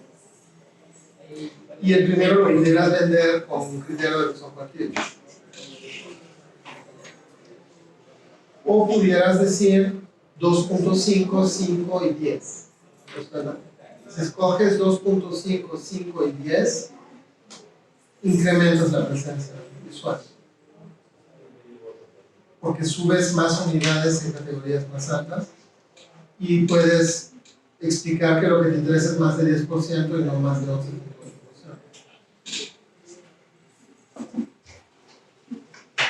Por ahí va la lógica, ¿no?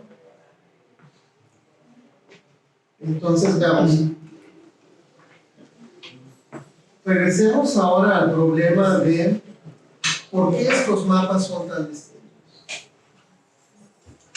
y por qué se habla de falacia ecológica. ¿Okay? Y en realidad, esto lo han resuelto colegas de la geografía. Se llama The Modifiable Error Unit Problem. ¿Okay? Entonces, básicamente, lean esto y luego lo explico.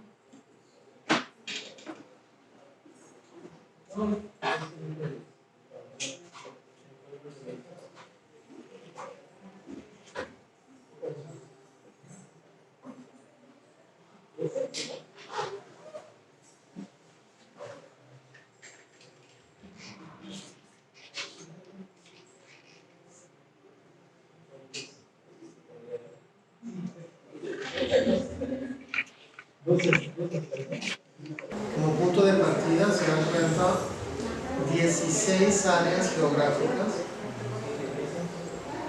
que de entrada tienen el problema de que no tienen la misma población. Eso es lo que sucede siempre, ¿no? En el DF hay más gente que en la Huasteca. Así que ese es el problema de fondo. ¿Okay? Hay unidades con 100 personas, hay unidades con 400 o 500 personas. Y luego lo que tenemos son porcentajes de desempleo. ¿Ok? Ahora, puede haber una configuración en la que esos datos se agregan en 4 unidades como aparece a la izquierda. Entonces, si ustedes suman el conjunto de casos y recalculan el porcentaje, ponderándolo por el peso demográfico de las unidades, ¿qué es lo que hay que hacer si es correcto? Es decir, del 100 hay 10 análisis espacial para captar la dimensión espacial de la población. ¿Okay?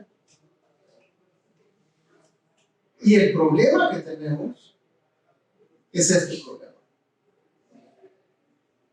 Es que siempre tendremos este problema presente en los datos agregados. Aunque sean datos a nivel de sección electoral. Un dato a nivel de sección electoral puede contener 5, 6, 7, 8, 10 localidades que pueden tener comportamientos completamente distintos. Por ejemplo, hay un libro que publiqué sobre Chiapas hace varios años, donde muestro esto claramente. Y les doy el ejemplo. Había una sección en Huixán, por ejemplo. Vale, para darles un ejemplo de una buena intención. Los antropólogos que simpatizan con los zapatistas creen que la política indígena es consensual. Y les encanta repetir eso y repetir eso. Y eso es totalmente falso. es erróneo. ¿Ok?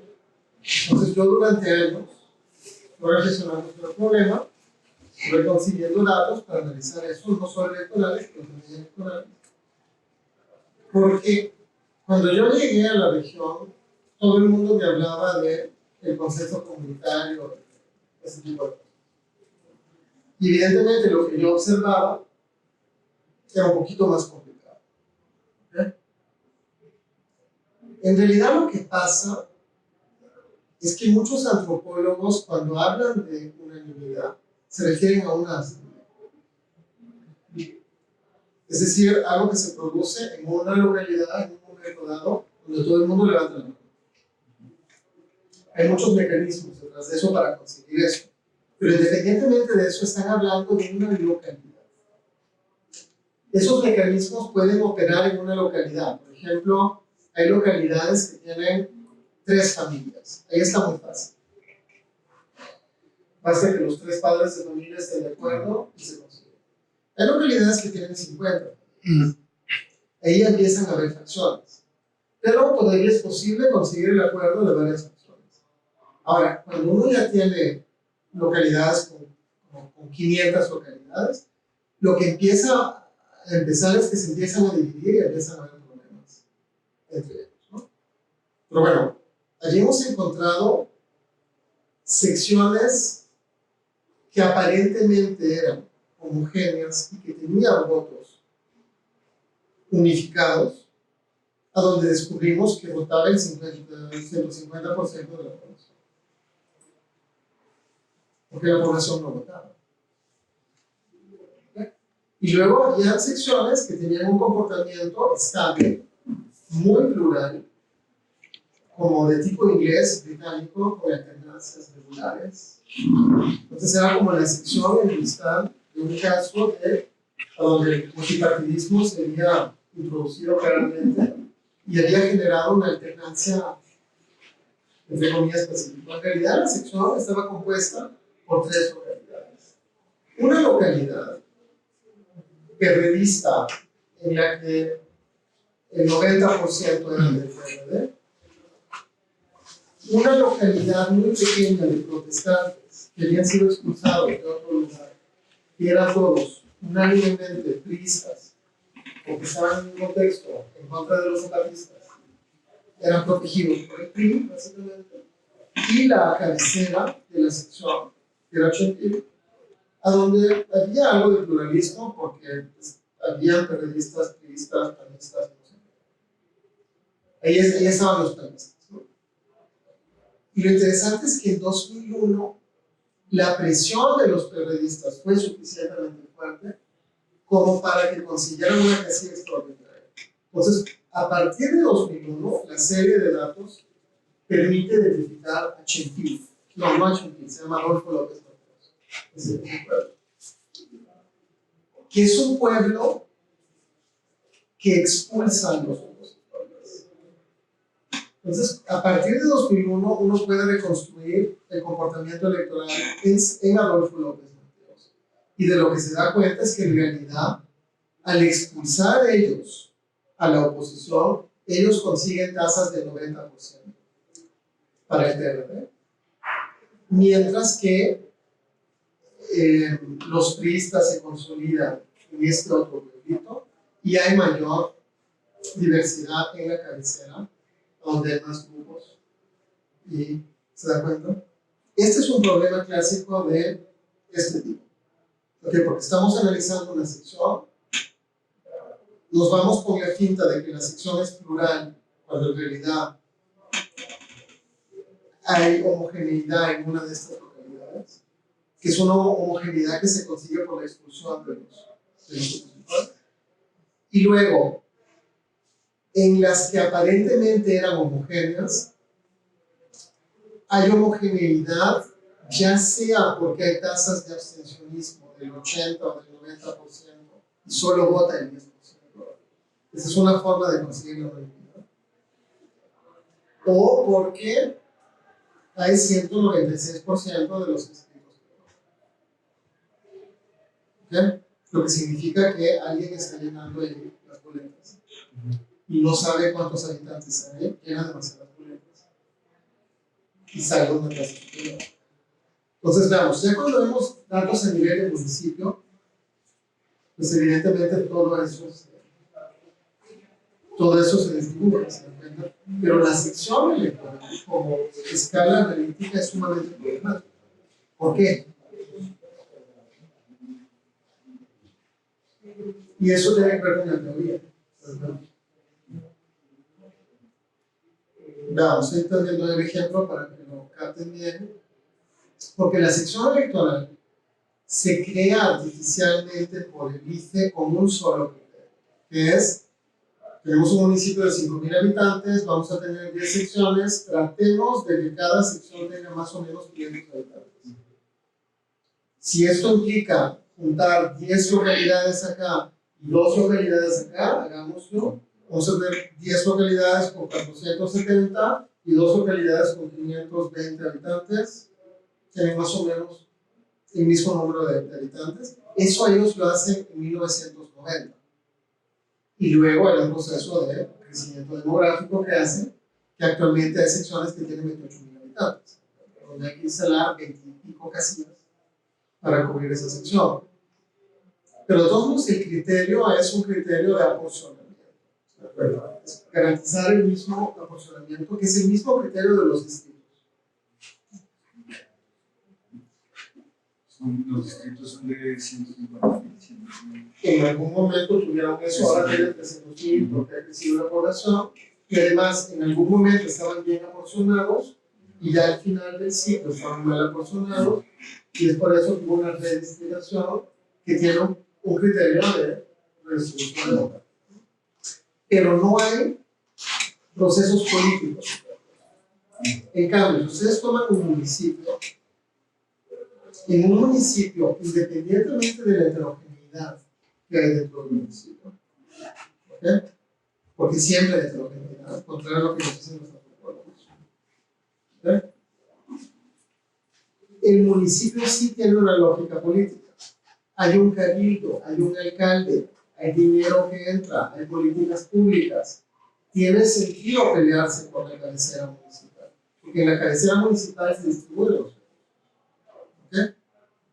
Entonces, todas las alianzas que se crean entre localidades en torno a la conquista de la cabecera municipal terminan generando una dinámica política que tiene sentido y que no es neutral, que son criterios de tipo centro-periferia o enemistades entre localidades que se acercan con otras localidades para hacer alianzas con otras localidades, ese tipo de fenómenos, y eso termina generando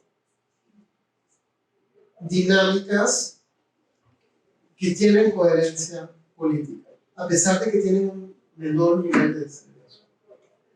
Es decir, que si hacemos un mapa municipal, aunque el mapa municipal es más burdo, sí nos dice algo sobre estructuras territoriales de los partidos políticos que tienen que ver con políticas públicas. ¿Se entiende esto? ¿No? No, no sea rápido y sintético, pero... O sea, lo que la política es. La política son élites que se legitiman a través del voto de ciudadanos, y ese voto lo consiguen, entre otras cosas, proporcionándoles. En el mejor de los casos son servicios de calidad, escuelas, carreteras, infraestructuras, hospitales, desarrollo, políticas públicas sofisticadas para generar desarrollo. En el mejor de los casos. En el peor de los casos, prebendas puntuales, clientelismo, pero algo. ¿Se dan cuenta? Puede ser dinero, pueden ser zapatos, no sé qué. Esa interacción que sucede en una campaña electoral se repite. ¿Ok? Y los líderes que logran ser reelectos o que logran mantenerse, en México no había reelección y por lo tanto era más complicado ese proceso, pero lo que pasa es que sabemos claramente que hay continuidad entre caciques y todo el rollo. Entonces se dan cuenta que los partidos políticos en realidad son el resultado de la estabilización de este proceso de distribución de algo a cambio de apoyo electoral. Entonces, cuando se hace muy bien eso, en algún momento se pueden profesionalizar y pueden tener instituciones, pueden gobernar países de una forma responsable. Y cuando lo hacen muy mal, lo que pasa es que lo hacen. ¿Por qué? Básicamente ya no convencen a nadie, la gente no vota por ellos, y por lo tanto pierden el acceso a recursos públicos, no los pueden distribuir, pierden votos, y en algún momento desaparecen. ¿Ok? ¿Eso les aportó algo? Y eso tiene una dinámica espacial. ¿Okay? O sea, no espacial, territorial. ¿Okay? Porque es el vínculo entre este proyecto político y la población que habita un territorio específico. Ustedes no ponen un hospital al azar. Ese hospital sirve para atender una población que está en un territorio. Y el hospital va a generar una dinámica territorial. ¿Okay? Porque la gente va a llegar a atenderse al hospital. La gente va a llegar a la escuela. Y la escuela va a modificar la forma en cómo la gente se estructura territorialmente y va a crear territorio. Esto en México suele suceder a nivel municipal. No sucede en el nivel seccional, porque en el nivel seccional no hay nada que distribuir. ¿Okay? Bueno, hay algo que distribuir. Básicamente, el dinero que distribuyen a la bestia a los partidos durante las campañas electorales, sí lo distribuyen a través de jefes seccionales. Y lo veamos. Digamos que en Iztapalapa funciona más. Necesitan un muy fuerte control territorial para hacer eso. ¿Ok? ¿Preguntas sobre eso? Yo creo que ese era lo más sustantivo que les quería decir. Así que ni estaba en el PowerPoint. Pero se dan cuenta, para volver a la cuestión técnica, el problema acá es que como hay heterogeneidad espacial, la forma en cómo agregamos hace que esa heterogeneidad espacial cree problemas en los datos.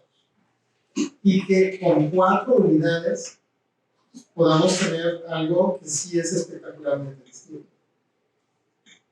O sea, la lectura de la configuración de la izquierda es totalmente distinta que la lectura de la configuración de la derecha. Si hiciéramos una política pública, la política pública sería muy distinta si partieran de una representación así que de una representación así. Si calcularan un índice de Gini, aquí estaría en un contexto muy igualitario y aquí estaría en un contexto de altas desigualdades. Y eso también tiene que ver con los debates que hay, cómo se calcula la desigualdad, qué es la desigualdad. ¿Okay?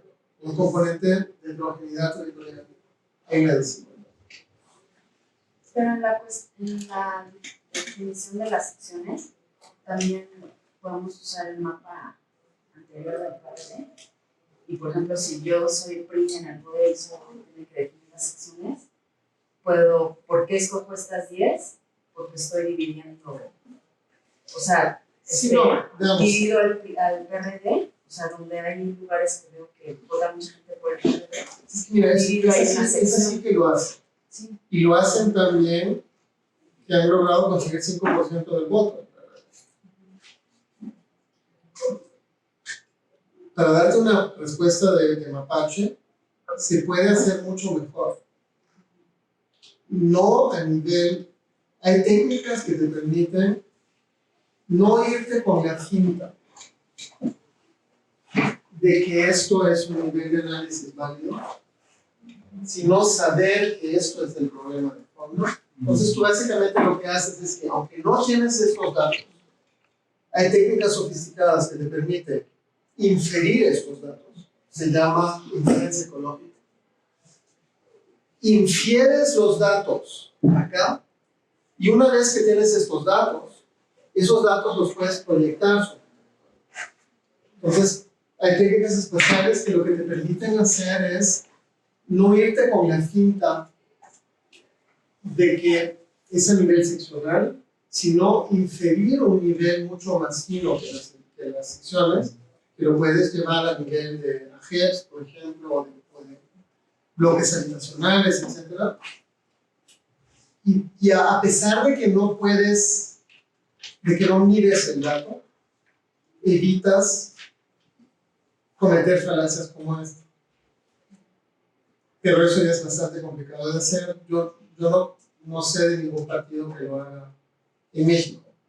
De hecho, en México lo que hacen es que básicamente asumen que la sección es un nivel de operación y tienen responsables por secciones, por distritos, ¿te das cuenta? Sin preguntarse muy bien qué significa eso. Porque básicamente, porque ven el voto como, es el problema de los partidos acá. Ellos creen que el voto se reduce a las prebendas que distribuyen.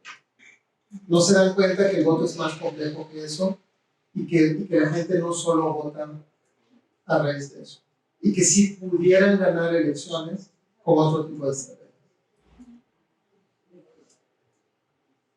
¿Te parece esa respuesta o no? No, pero yo no digo desde el punto de vista de un partido, sino desde el punto de vista del IFE, cuando hace la distribución. No, para el IFE esto es perfectamente válido y es la mejor forma de hacerlo, porque al IFE lo que le interesa es minimizar las colas durante la elección y permitir que la gente que cuente los votos no haga demasiados errores. ¿Estés bien, Cristiano? ¿Qué piensas que tengo que terminar la reunión? Sí, no, seguro. Entonces, el problema que tiene el IFE es minimizar los problemas que hay en el escrutinio de los votos. Es por eso que se armó todo este sistema. No se armó para comprar votos, se armó para contar votos. Los partidos lo están utilizando para comprar votos. Y lo están mal utilizando, porque si lo utilizarían bien, seguiríamos con el PRI. Y es porque no lo utilizan bien que hay alternancia. Si no, por definición, no pudiera haber alternancia. ¿Ok? ¿Eso te satisface o todavía no? Sí. Al INE le interesan problemas de aporcionamiento y técnicos de cómo, de a dónde poner la cabecera seccional para que esté bien comunicada, para recuperar los paquetes electorales, etcétera, etcétera, etcétera. Yo creo que una anécdota de lo que quieres decir, por ejemplo, en Madrid, donde viven todos los futbolistas, todos los del Real Madrid, Atlético de Madrid, cada elección se llena de la gente que quiere ir a verlos, que no tienen nada que ver, pero comparten la sección electoral. Entonces, es gente que nada que ver, pero ya saben que cada elección bajan a votar. Es lo único día que los van a ver. ¿No? Yo, como anecdótico. Y depende de los países, porque sí, si pero yo pudiera creo que organizar, ¿se acuerdan? Pudiera haber una superposición entre las unidades territoriales que generan las identidades colectivas y las secciones electorales. Lo interesante en México es que no es así. ¿Por qué? Y hasta te doy la respuesta. Es así porque el INE, cuando lo hizo, era autónomo y no lo hizo con un criterio político. Si lo hubiera hecho con un criterio político, Sería como en Estados Unidos. totalmente, hubiera un problema de gerrymandering y tuviéramos secciones que representarían los intereses de los partidos y que serían mucho más eficaces en términos totalmente excelente ejemplo. Porque en Estados Unidos, como no tienen un organismo autónomo, eso es súper eficaz. Y es muy difícil sacar a alguien de su circunscripción. Si logran reelegirse, ¿no? Es muy difícil competir contra alguien que quiere reelegirse. Y en cambio en México, Es muy fácil. Pero, A pesar de que haya reelección ahora. ¿a qué se refiere con que es eficaz? Pues retiremos todos, nosotros lo hagamos, concluyamos, ¿no? ¿Hasta qué horas estaba planteado esto? A la 1. No, pues en ese caso concluyamos. Sí, no. Según yo no. Sí, no, en ese caso pues les Ay, agradezco perdón. mucho y les deseo mucha suerte con sus proyectos, ¿no? Pero no puedes preguntar. No, pues concluyamos con esa pregunta. Tenía varias cosas más, pero no importa. Entonces, concluyamos a la una. ¿Una pregunta más? Le preguntaba que no entendía a qué se refería con que era más eficaz ese sistema de Estados Unidos, de distribuirlo así. No. Políticamente, como el sistema está pensado políticamente y es diseñado por los legisladores, y esos legisladores se logran reelegir hasta 20 veces, yo te digo que eso es más eficiente que en un país como en Guatemala o en otros lugares donde la gente no logra reelegirse. A pesar de que tiene todo el aparato estatal para hacerse reelegir. O sea, eso es lo que llaman los gringos incumbency advantage. Es decir, si tú estás en el gobierno, aunque seas Donald Trump, tienes acceso a tantos recursos que estás en una posición de ventaja estructural. Entonces, salvo si hay una gran crisis y gobernaste muy mal, a priori es difícil vencer. Que seas presidente o diputado o alcalde, o que estés en cualquier, porque si lo haces bien, es mucho más fácil reelegirte que elegirte contra alguien que tiene toda la maquinaria que está operando por él. Pero además de eso, si piensas en geografía electoral, en Estados Unidos los distritos los diseñan los congresos locales.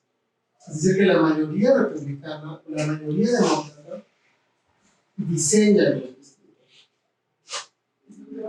Y ahí, pues, si utilizas esas técnicas, eso es el famoso gerrymandering. Que básicamente esto lo puedes diseñar de una forma tal que básicamente lo que haces es que concentras a todos los oponentes en un distrito. Entonces ellos se llevan ese distrito con un margen de 70% y pierden los otros 3 o 4 distritos que hubieran podido ganar si esos votos se hubieran distribuido de una forma más estratégica. Bueno, pues muchas gracias. Suerte en sus proyectos.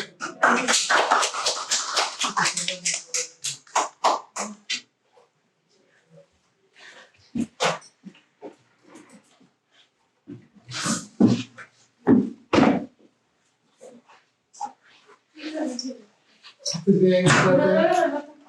Ya.